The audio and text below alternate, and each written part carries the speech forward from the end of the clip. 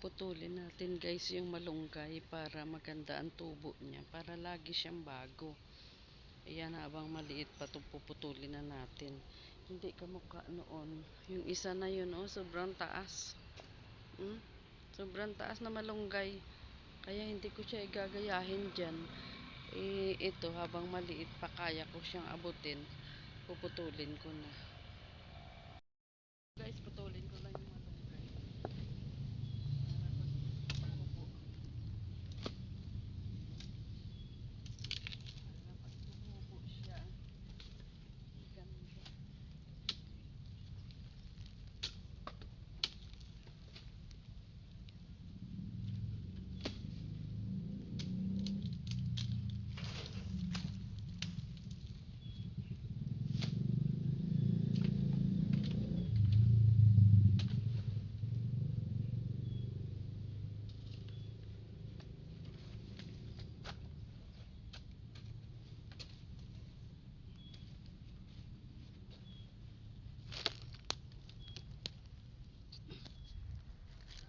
Ayan siya.